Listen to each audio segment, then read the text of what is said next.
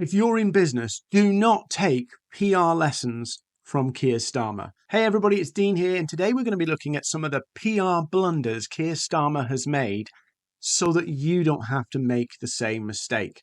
So, Keir Starmer's been in office for less than 5 months, and he has had a horrendous time in office. And a lot of it has been his own making because he is an amateur when it comes to managing PR and narrative. And you might be thinking, well, why does this matter for me? I'm a business owner. Your job, if you're going to build your brand, is to understand the narrative that is forming about you and shaping that so that the narrative is more what you want it to be. So I want to walk through this and break it down what he's doing wrong and give you some practical things that you need to think about to improve your narrative, your brand, and the message that's out there about you. So if we think back to him coming into office, he immediately says dark days, the winter fuel allowance, all of this stuff. So it's gloom and doom from the very beginning. But what we're going to do is we're going to look through some of his tweets that exposes the naivety of how he's reinforcing a perception with one side of the demographic that he is a tyrant, and one rule for another, the two-tier Keir. And if you pick up on this, you'll be able to see how he's reinforcing a bad narrative about himself. So first off, he's got this two-tier Keir tyrant perception with one part of the British public. So on the 22nd of November, he posts a tweet saying anti-social behaviour has a huge impact on communities. It does. It really does. But that's why we're introducing respect orders. Now, at the moment, there are some people throwing stuff at Keir Starmer that people are policing speech, and some of the police have actually been cautioning and arresting journalists because they've said stuff on social media. I think that's too far. I think we have to be responsible for our words, but if it's not a criminal offence, it's nothing to do with the police. So respect orders, in other words, compelling people to behave in a particular way, bit dystopian. Yeah. So again, just a little thing of going, we're going to launch this, not factoring in how he's being perceived in the public. And this is what all of those advisors are paid for in Downing Street to do. So he's not understanding the narrative that's floating and how does he counter it. He's adding to it by behaving in a way that kind of reinforces a belief. People think he's trying to control people's thoughts and behavior. And then he comes out with, we're not going to put an antisocial behavior order on people anymore to say, stop being a dick, basically. We're going to put a respect order on. It sounds very 1984, doesn't it? So again, they're not thinking through how things are going to be perceived. And that may well be that they don't care. They've got a huge majority. They don't care. And they're gambling on, actually, in 4 years' time, this will all have blown over and it'll all be okay. Well, this is the dangerous thing about narrative. If a narrative sticks, it's hard to shake off.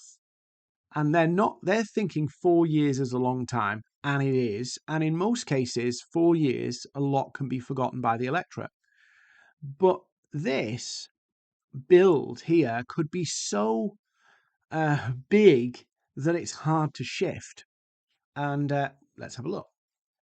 So again, it sounds a bit dystopian 1984. So this is just poor thinking.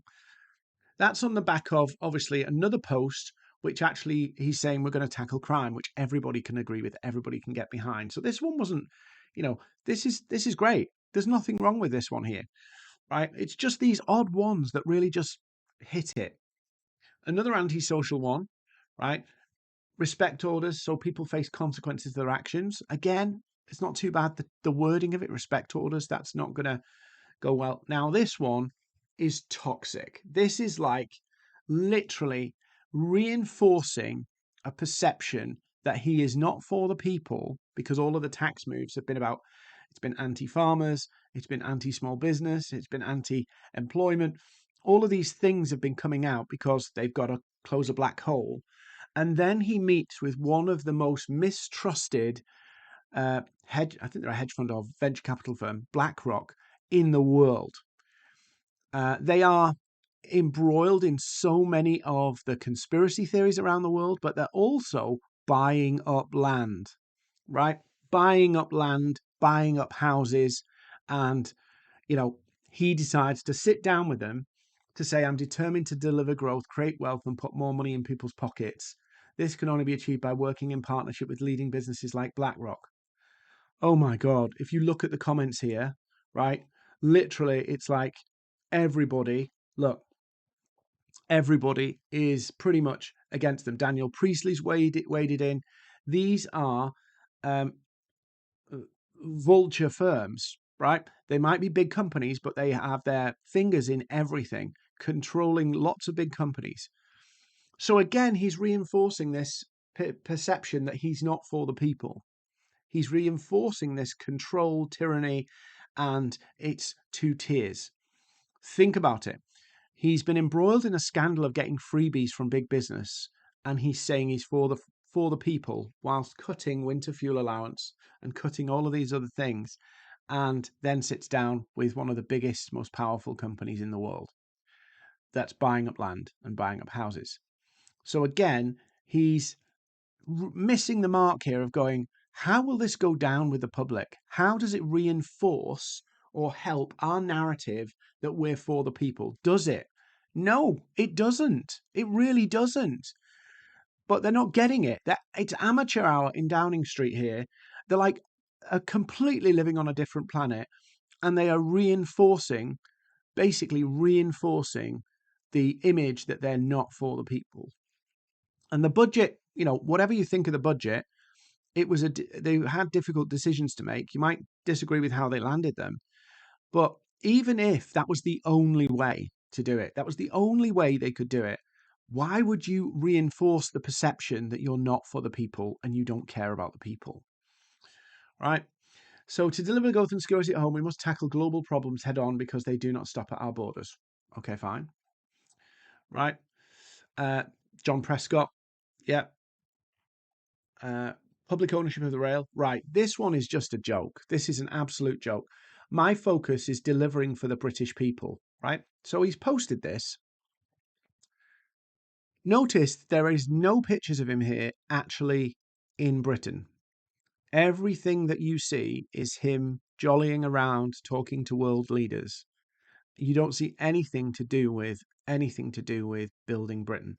Tropical locations, great shaking hands with all the world leaders. This does not look like a guy who's focused on British problems. Like, they're tone deaf. And this is narrative for you.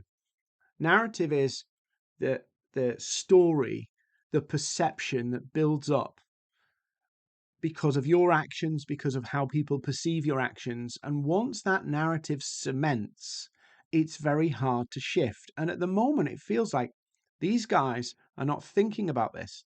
And when it comes to your brand, you need to think about, what am I posting that reinforces my expertise? What am I posting? What am I sharing? How am I presenting myself that shows people I care about this, or this matters to me, or this is the most important thing? You've got to deliberately make decisions that reinforce the narrative that narrative out there about you. Narratives happen whether you like it or not. Perceptions build up whether you like it or not. I'll give you an example. Somebody I've known for a long time on LinkedIn. We've been chatting on LinkedIn quite a bit. And he messaged me the other day and said, Dean, I love your podcast. I've really started to enjoy some of the episodes. I was a bit skeptical of the change of name, but it's just really gone well. And he said, you've really turned things around since we had to fire you. And I'm like, what? Anyway, it turns out that this person had hired another company called Maverick. They'd done 80 grand's worth of work. And basically, he had to fire them because the work was shit, basically. Now, he'd mistaken that Maverick and my Maverick, but that perception in his mind was, yeah, they talk a lot, they do a lot of good stuff online, but my experience of working with them was pretty shit.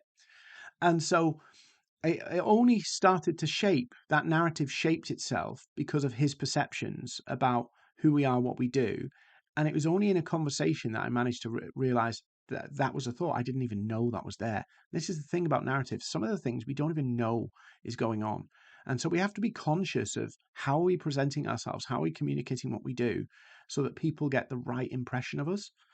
Now, mine was mistaken identity, which is cool, but you can see how these start to build up. Lots of pictures again of him traveling the world. Yeah. And again, yeah, we're all together, better together, more prosperous, secure future. So you're seeing all of this stuff, and he's not really thinking about how do I show that I'm for the people?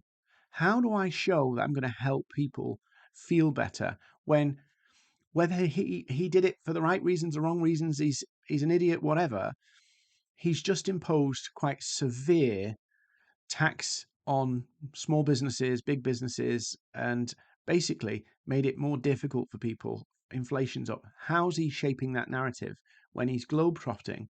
And he has to do it. He's a prime minister.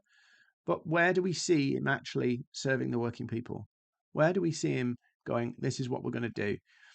And when you think about the budget and the way they did the budget, they said we've got to make these difficult decisions, but they're not really shaping how the world's going to be better. They're not communicating how this is going to be better for them. And this is something we've got to do. Sometimes we have to do difficult things. Sometimes we need people to accept difficult things. But if we don't show them how it will make things better, we're just stuck in the same narrative. So it is amateur hour at Downing Street. They are seeming to be a little bit clueless, and they're banking on the fact that we're going to forget this. And when we all feel better in 2 or 3 years' time, hopefully, all of these missteps will be forgotten. But with narrative and with like brand and what people think about you, it isn't built in like one event. It's built over time by a series of things. So they're at the moment building or helping or not hindering a narrative to develop, which basically is these guys are just as bad as the last lot. These guys are in it for themselves. They don't care about the people. They're just doing what they need to do, and they're in the pockets of big business. That is shaping before your eyes, and they, through their own incompetence, are letting it develop and contributing to it. That's the stupid thing, contributing to it. Think about this other headline that's just come out. They've just done this budget on farmers. They need to raise the money.